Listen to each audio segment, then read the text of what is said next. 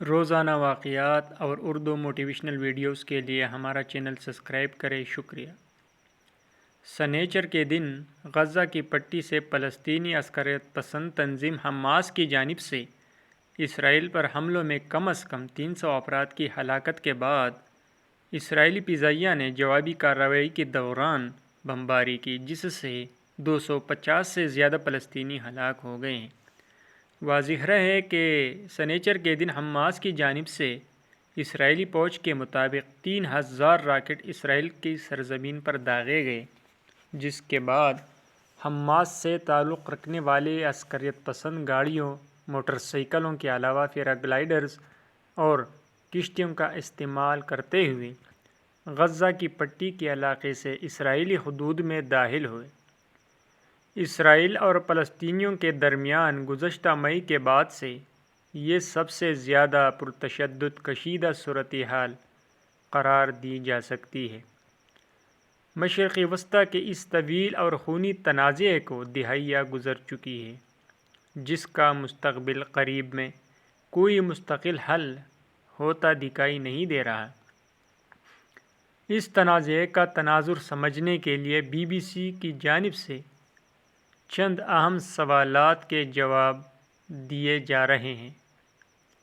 Europe میں یہودیوں کے ساتھ روا رکھے جانے والے سلوک کی وجہ سے صہیونی تحریک زور پکڑنے لگی، جس کا مقصد یہودیوں کے لیے الگ ریاست کا قیام تھا۔ اس وقت فلسطین کا علاقہ سلطنت عثمانیہ کے کنٹرول میں تھا، تاہم پہلی جنگ عظیم کے بعد یہ خطہ برطانیہ کے زیر تسلط آیا، جہاں یہودی بڑی تعداد میں منتقل ہونے لگے، اور یوں مقامی عرب آبادی کے ساتھ تناؤ کا آغاز ہوا۔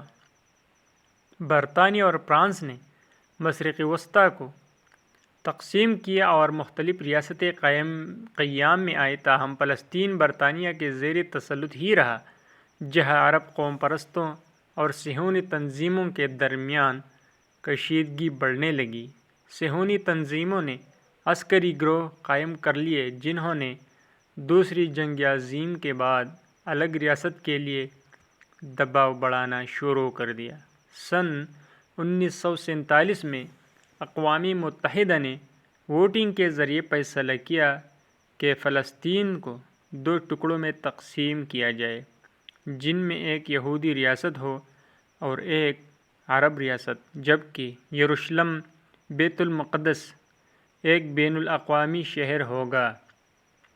تاہم 14 مئی 1948 کو اسرائیل کا قیام ہوا تو اگلے ہی دن اردن، مصر، شام اور عراق نے حملہ کر دیا۔ یہ پہلی عرب اسرائیل جنگ تھی جس کے نتیجے میں اقوام متحدہ کے منصوبے کے مطابق جہاں عرب ریاست بننا تھی، وہ علاقہ مختلف ممالک کے قبضے میں آ گیا، اور یوں فلسطینیوں کے لیے ایک سانحہ نے جنم لیا۔ 7.5 لاکھ فلسطینی ہمسایہ ممالک خود فرار ہوئے یا انہیں اسرائیلی فوجیوں نے بے دخل کر دیا۔ سن 1967 کی عرب اسرائیل جنگ نے اس تنازع کو مزید پیچیدہ بنا دیا، جب اسرائیل نے عرب اتحاد کو شکست دے کر مصر سے غزہ کی پٹی، شام سے گولان اور اردن سے مشرقی یروشلم سمیت ویسٹ بینک یعنی غربی اردن چھین لیا۔ مصر کو سینائی سے بھی ہاتھ دھونا پڑا۔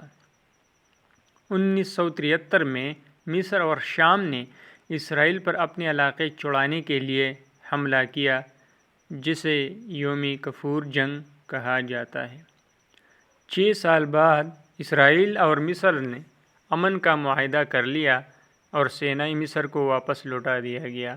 اردن نے بھی کچھ عرصہ بعد اسرائیل کو تسلیم کرتے ہوئے مصر کی تقلید کی۔